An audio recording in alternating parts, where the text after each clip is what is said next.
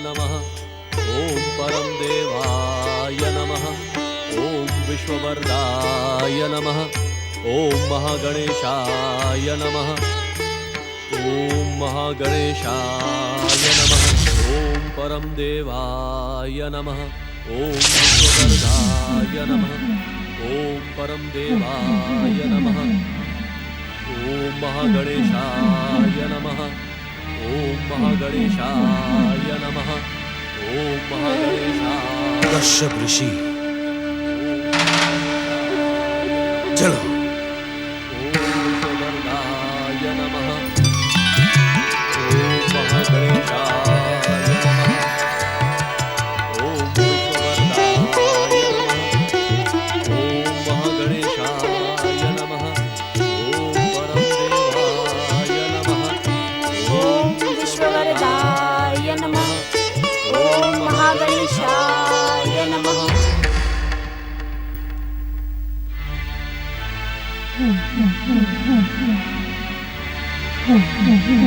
भैया नरांतक, दैत्य माता दीदी का परम शत्रु गजमुख सोया है। पहले हम उन दोनों को समाप्त कर देते हैं। आप उचित कह रहे हैं भैया देवांतक। हम शत्रु के बल को विभाजित करके सरलता से दैत्य माता दीदी को दिया अपना वचन पूरा कर सकेंगे। हाँ। चलो चलो।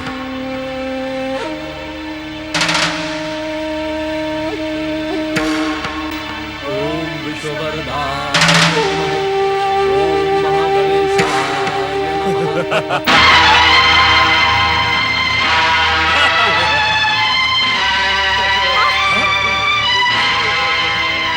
रक्षा करें श्री महागणेश। रक्षा करें महागणेश। रक्षा करें श्री महागणेश। रक्षा करें।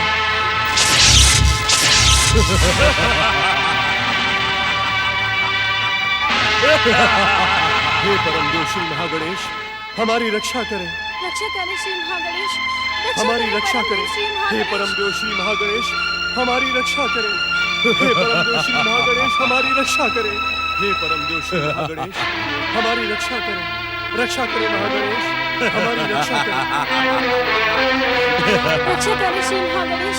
रक्षा करें परम देव श्री महागणेश। रक्षा करें परम दोषी महागणेश, रक्षा करें। रक्षा करें परम देव श्री महागणेश।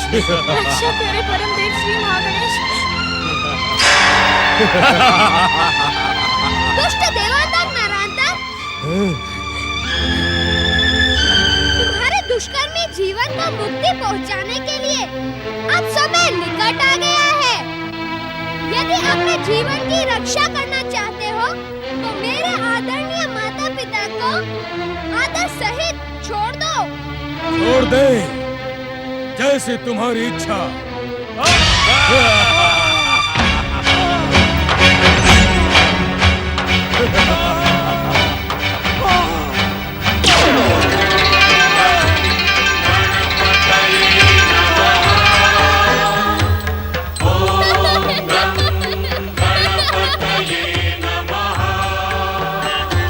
देखते क्या हो भैया नरांतक, तुम भी इस गजमुख गणेश की इच्छा पूर्ण कर दो।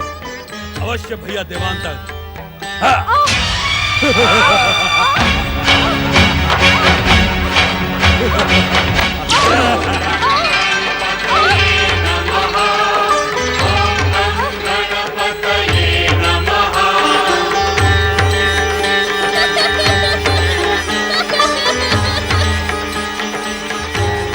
मुझे पहचानने की भूल ना करो देवांतक तारांतक।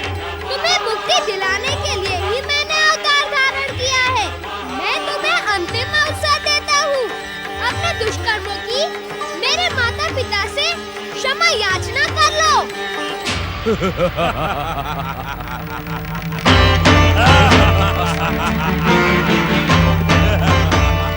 हम क्षमा याचना करने नहीं, माता दीदी के जन्मजात शत्रु को समाप्त करने आए हैं।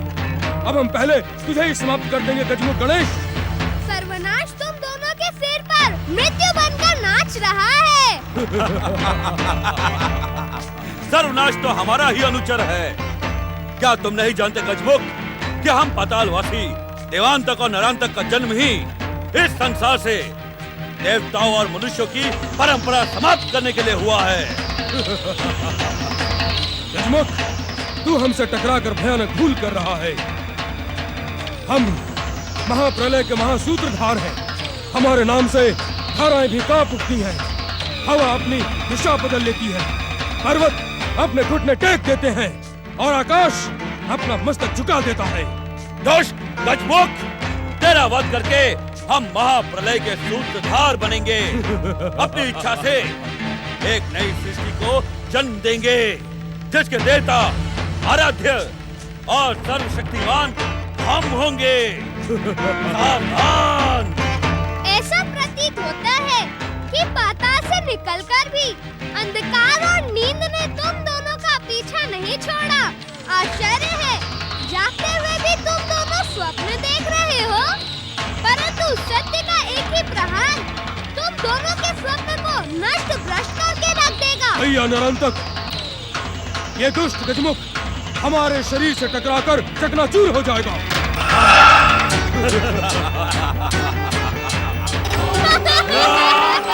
अरे मूर्खों, ऐसा न हो कि तुम दोनों स्वयं ही टकराकर चकनाचूर हो जाओ।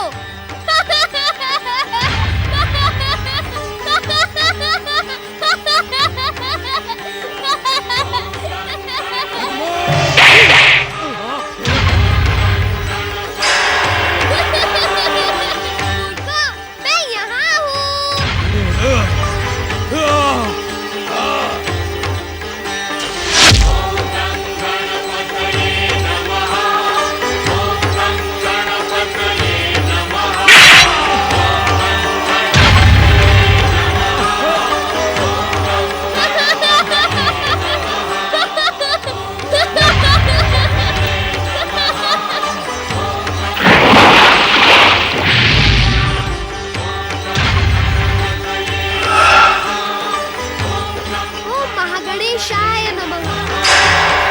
देवांतक और नरांतक को मुक्ति देकर महत्कट अब तक लौटा क्यों नहीं? देवी अदिति, पुत्र महत्कट के लिए चिंतित न हो, वो तो समस्त संसार की चिंताओं का अंत करने वाला है। परम देव श्री महागणेश के समान आदरणीय माताश्री, पिताश्री, आप दोनों की इच्छा का सम्मान करते हुए परम देव श्री महागणेश ने मुझ महत्कट को आप दोनों के पुत्र के रूप में प्रकट किया था। प्रकट नहीं पुत्र, परम देव श्री महागणेश ने तुम्हें पुत्र रूप में हमें देकर हमारे सौभाग्य में वृद्धि की है, हमारे पुण्यों का उदय किया है, हमारी आराधना को सफल किया है। पुत्र, आप धन्य है परम देव श्री महागणेश, आप धन्य है। पिताश्री, देवांतक और नरांतक के अंत के साथ मेरे महत्कट अवतार का उद्देश्य पूर्ण हुआ। अब आप दोनों प्रसन्न मन से मुझे परम देव श्री महागणेश के महातेज में विलीन हो जाने की आज्ञा दे। नहीं पुत्र नहीं, तुम हमसे अलग नहीं हो सकते। तुम्हारे बिना हम जीवन की कल्पना भी नहीं कर सकते। माता, आना और जाना तो जीवन का चक्र है। मैं आया ही कब था? मैं तो हूँ। परम देव श्री महागणेश के महातेज में मेरा स्थान सुरक्षित है, जो आपकी आवश्यकता और इच्छा का सम्मान करने के लिए सदा प्रस्तुत रहेगा। नहीं पुत्र नहीं, तुम हमसे दूर नहीं हो सकते, तुम हमसे दूर नहीं हो सकते। देव माता अदिति, हमने जितने पुण्यों का संचय किया था महत्कट के रूप में, उसका प्रतिफल प्राप्त कर चुके हैं। महत्कट को रुकने की आज्ञा देकर आप उसे धर्म संकट में न डालें। हमने जितने दिन महत्कट के साथ बिताए, उनकी स्मृतियों में शेष जीवन बिता लेंगे।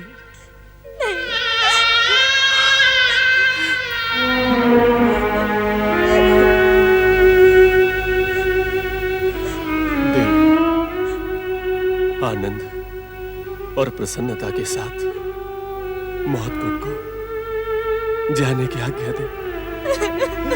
माता, मैं आपके मन के दुख को समझता हूँ, परंतु विधि और विधान की रक्षा करने के लिए मुझे जाना ही होगा। परम देव की इच्छा का सम्मान करना हम सबका कर्तव्य है। हाँ, मेरे पश्चात गौरी पुत्र श्री गणेश आपको पुत्र सुख प्रदान करते हुए आपकी हर इच्छा पूर्ण करेंगे। यह महत्कट का वचन है। ओम पितृदेवाय नमः। ओम मातृदेवये नमः।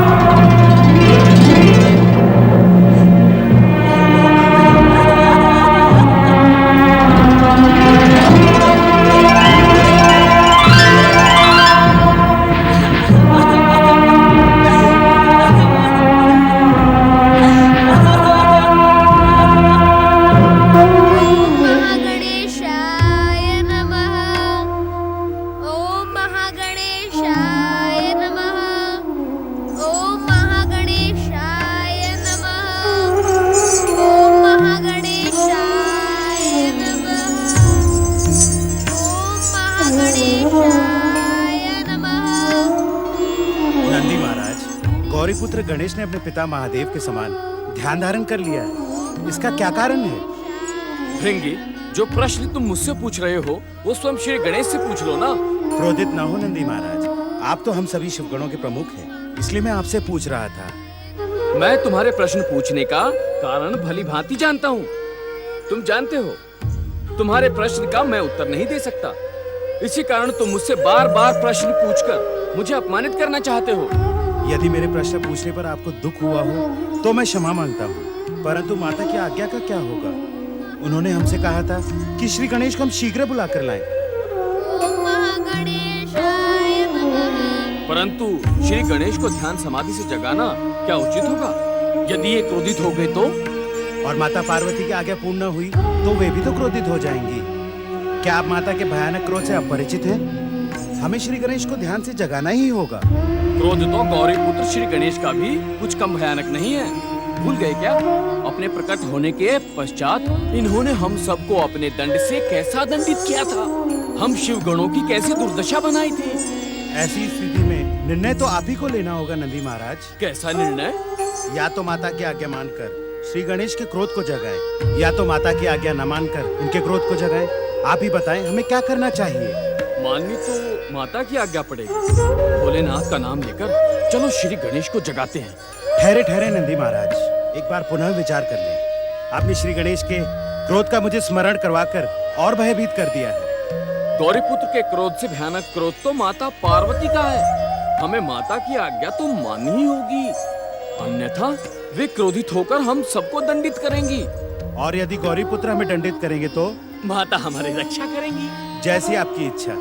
ध्यान से जागे गौरीपुत्र श्री गणेश, माता गौरी ने आपको बुलाया है। आप अपनी ध्यान समाधि का त्याग करें श्री गणेश। माता के समीप पहुँचे श्री गणेश। जागे श्री गणेश जागे, जागे श्री गणेश जागे, जागे श्री गणेश जागे, जागे श्री गणेश जागे, जागे श्री गणेश जागे, जागे गौरीपुत्र जागे, जागे श्री गणेश जागे।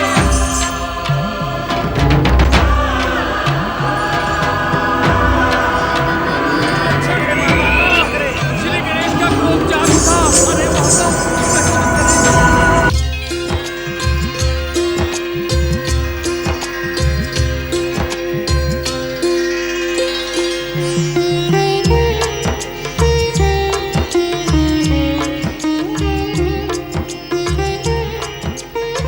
परमेश्वराय नमो नमः।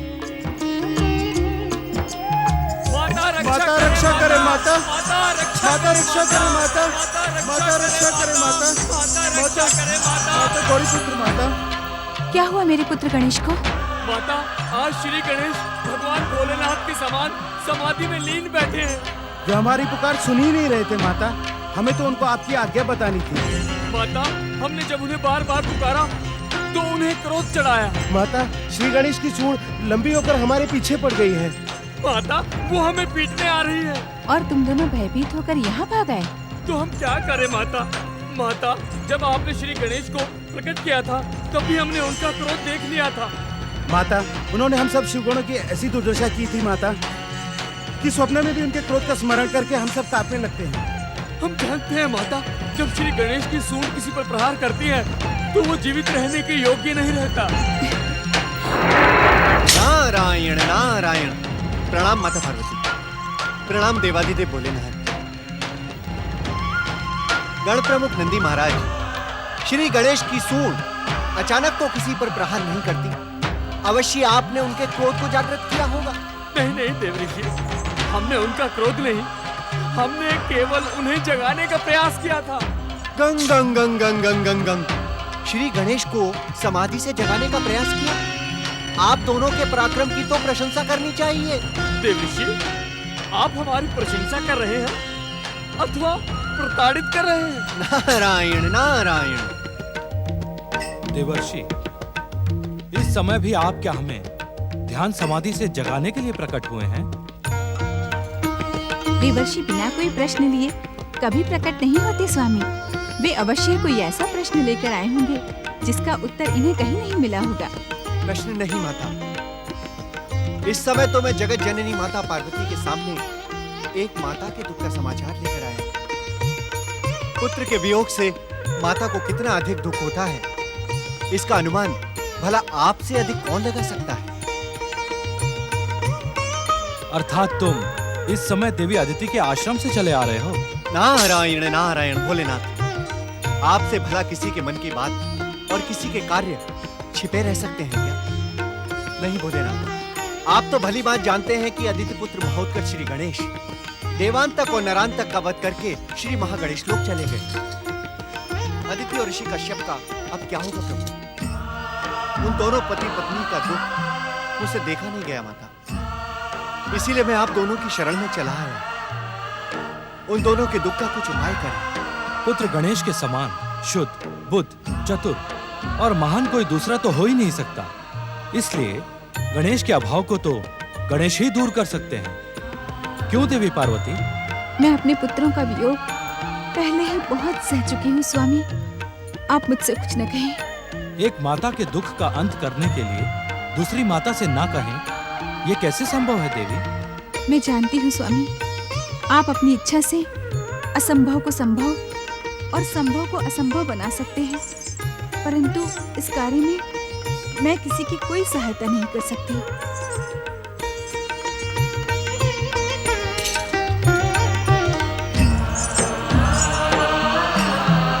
हे देवादिदेव,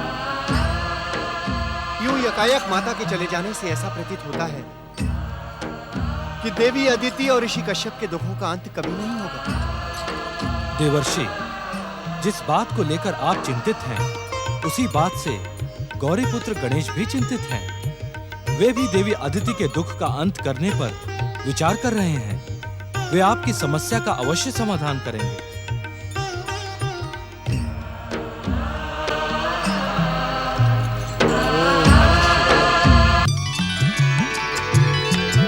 पुत्र गणेश,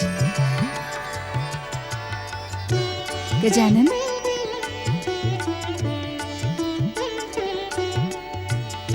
प्रणाम माता। मेरे कारण आपको कोई कष्ट तो नहीं हुआ ना? कष्ट कैसा पुत्र, तुम तो सदा ही मेरे आनंद के कारण हो, परंतु तुम्हारे क्रोध से नंदी और भृंगी को अवश्य कष्ट हुआ। वो डरकर मेरे पास आ पहुँचे। माताश्री, यह तो सारा संसार जानता है कि जैसी करनी वैसी भरनी। पिताश्री के इस पुण्य धाम कैलाश लोक में किसी की समाधि को भंग करना तो भयानक अपराध है ना माता। नंदी और भृंगी ने कैलाश में अशांति को जन्म देकर कोई उचित काम तो नहीं किया। अशांति को जन्म देकर? मैं कुछ समझी नहीं पुत्र। वे दोनों सप्तम स्वर में मुझे पुकार रहे थे, फिर भी मैंने कुछ नहीं किया। जो कुछ भी किया वो मेरी सूंड ने किया। अब सूंड कुछ करे तो मैं क्या कर सकता हूँ माता? हाँ पुत्र, तुम भला इसमें क्या कर सकते हो, परंतु तुम मुझे ये तो बताओ, तुमने ये ध्यान समाधि लगाना कब से प्रारंभ कर दिया? जब से भैया करते चले गए। जब से मेरे साथ खेलने वाला कोई नहीं रहा, तब से माता। कुमार के जाने का दुख तो मुझे भी है पुत्र, परंतु स्वामी की आज्ञा और कुमार के भविष्य के लिए मुझे अपनी भावनाओं को दबाना पड़ा। पुत्र, कैलाश में शिवगणों के पुत्र भी तो हैं।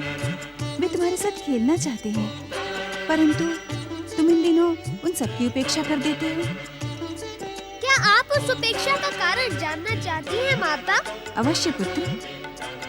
माता, वे मेरे साथ समानता का व्यवहार नहीं करते, न जाने क्यों मुझसे डरते हैं।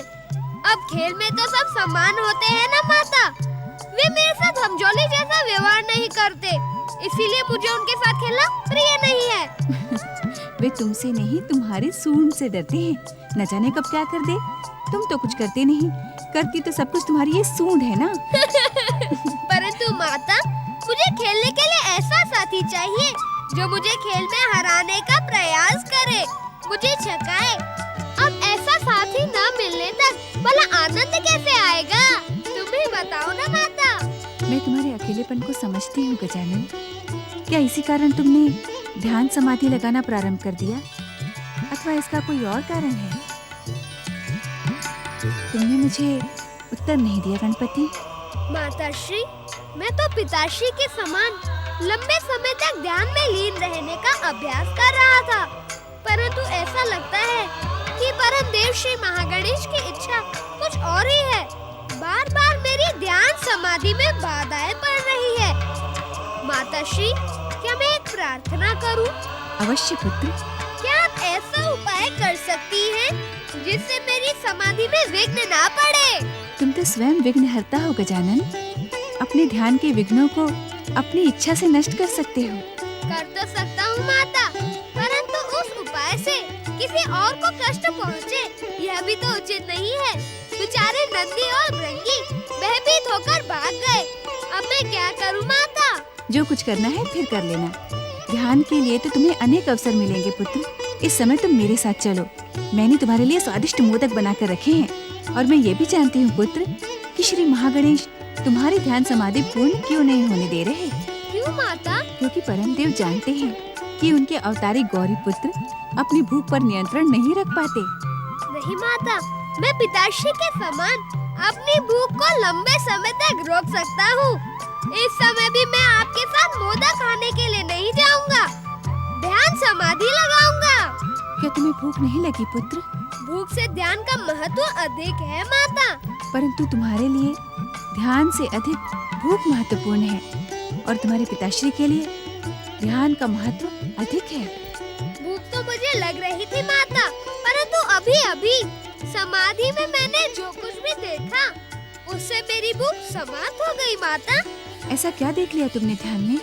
मैंने देखा कि परम देव श्री महागणेश के महाकट अवतार की माता देवी अदिति पुत्र वियोग में आंसू बहा रही है। मुझसे उनका दुख नहीं देखा गया। तुम तो जानती हो माता कि परम देव श्री महागणेश के समान किसी के बहते हुए आंसू नहीं देख सकता। गजानन, तुम कहीं मुझे छोड़कर वहाँ जाने की तो नहीं सोच रहे हो? तुमने पहले भी ऐसा किया था, क्या फिर? तुम दुखी न हो माता, मैं ऐसा कुछ भी नहीं करूँगा जो तुम्हारी इच्छा के विरुद्ध होगा। मैं कहीं नहीं जाऊँगा, चाहे देवी अदिति कितने भी आंसू बहाए, क्योंकि मैं जानता हूँ कि पुत्र के लिए तो सभी माताओं का दुख एक समान होता है। परंतु तुमसे तो किसी के आंसू देखे नहीं जाते। यही तो धर्म संकट है माता।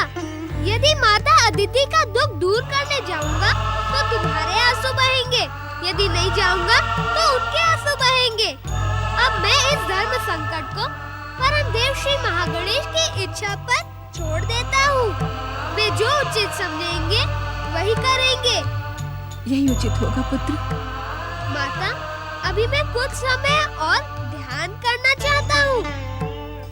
भूख तो मुझे लग नहीं रही है। अब आप कृपा करके मुझे कुछ समय तक अकेला छोड़ दें।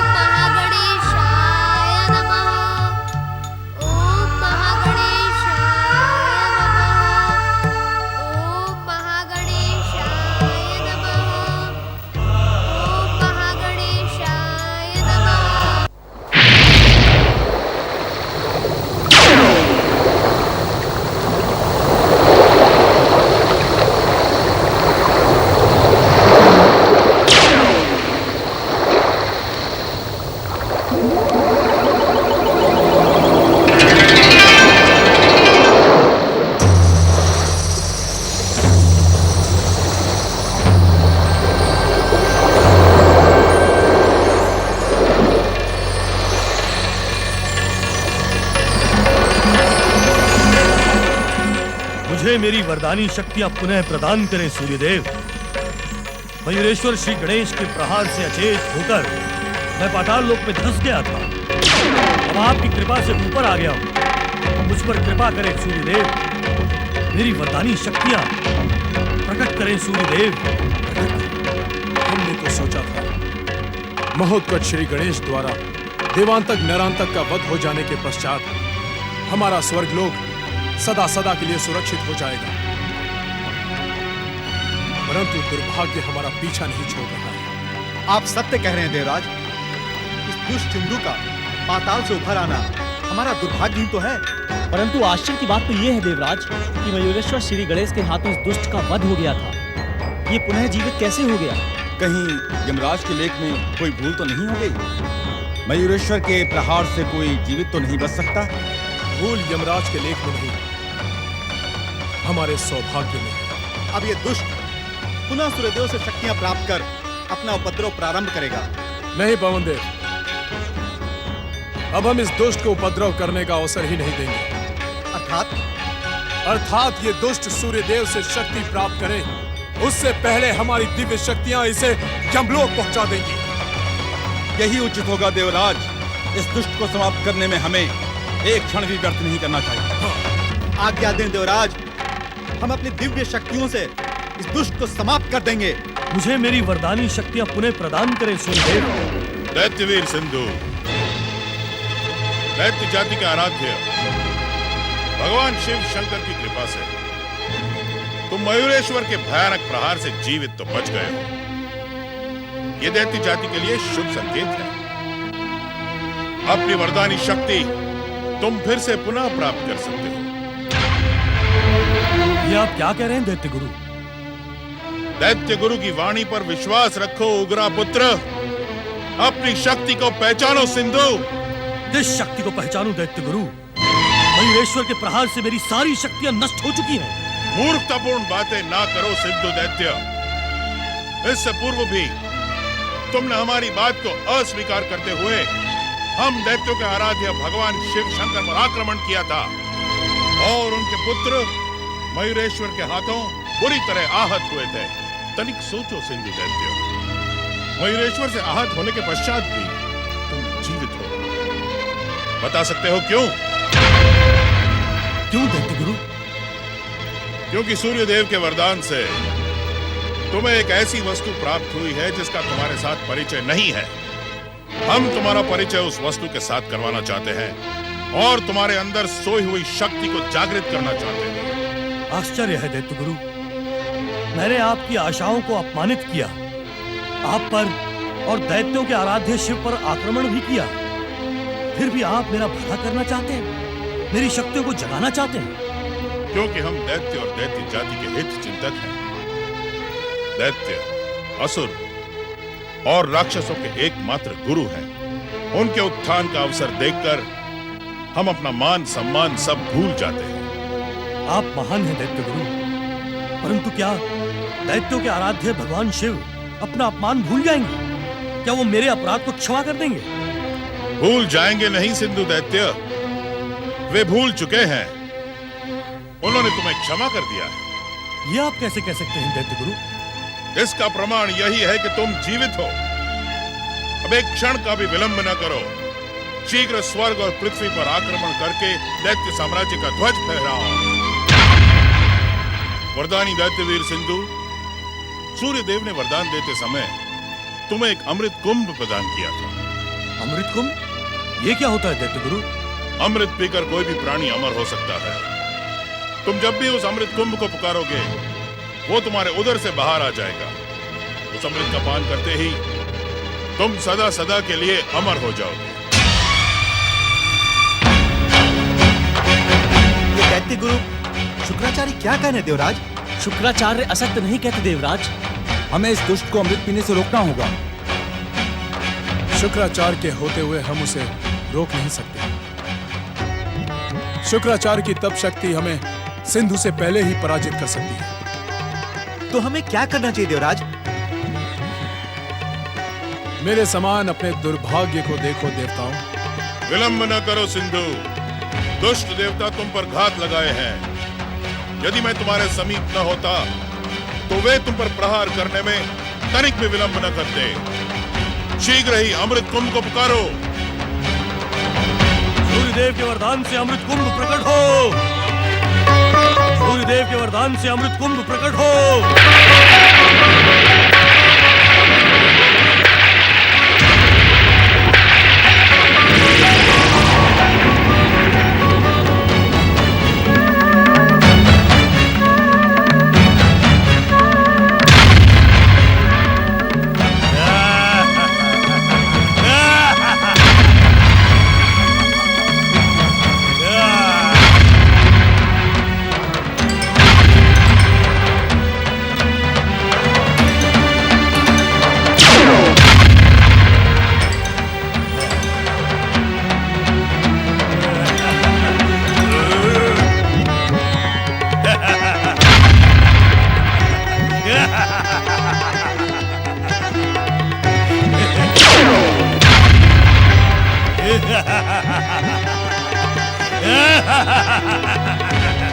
अमृत पीकर अब मैं सदा सदा के लिए अमर हो गया दुष्ट देवताओं। अब मेरी विध्वंसक और मारक शक्ति से तुम्हारी कोई रक्षा नहीं कर सकता। मैं इसी समय स्वर्ग और पृथ्वी पर आक्रमण की घोषणा करता हूँ। आप धन्य है सूर्यदेव। आपकी कृपा पाकर सिंधु का जीवन भी धन्य हो गया है। आपकी जय हो सूर्यदेव, आपकी जय हो। अमर वरदानी दैत्यवीर सिंधु, तुमने जो घोषणा की है उसे इसी समय पूरा करो और दुष्ट देवताओं को उनकी दुष्टता का दंड दो और संसार में दैत्य जाति का बिगुल बजा दो। शिव शंकर तुम्हारा कल्याण करे। ओम नमः शिवाय।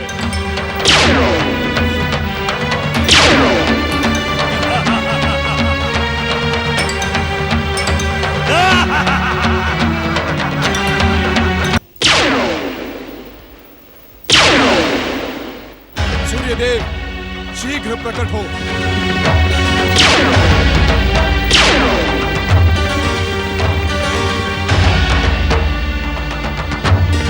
प्रणाम देवराज। दुष्ट सिंधु को अमृत कुंभ प्रदान कर आपने देव विरोधी कार्य किया है सूर्यदेव। परंतु देवराज मेरी किसी भी किंतु परंतु की आवश्यकता नहीं है सूर्यदेव। आपने ना ही स्वर्ग देवता अपितु अपने भाई के विरुद्ध षड्यंत्र रचकर भयानक संकट उत्पन्न किया है। मेरी बात सुने देवराज। मैं आपकी बात तब तक नहीं सुनूंगा जब तक आप इस दुष्ट से अपना अमृत कुंभ लौटा नहीं लेते। आपका अमृत कुंभ पाकर वो सदा सदा के लिए अमर हो गया है। देवराज, हमने सिंधु को उसकी तपस्या का ये प्रतिदान अनजाने में दिया था। हम अपनी भूल स्वीकार करते हैं। भूल स्वीकार करने की नहीं, सुधारने की आवश्यकता है सूर्यदेव। अनजाने में दिया हुआ आपका वरदान आप लौटा लें। देवराज, दिया हुआ वरदान कभी लौटाया नहीं जा सकता। तो क्या ये दुष्ट? चिंतित ना हो भैया इंद्र। परमदेव श्री महागणेश की इच्छा के बिना कोई भी अमर नहीं हो सकता। मुझसे अनजाने में प्राप्त अमृत इसकी तब तक रक्षा करेगा जब तक इसकी दुष्टता निरीह मनुष्यों को कष्ट नहीं पहुंचाएगी। अर्थात सिंधु के अत्याचारों का अंत परमदेव श्री महागणेश के अवतार के हाथों होगा। आओ भैया, हम सब मिलकर परमदेव श्री महागणेश की आराधना करें।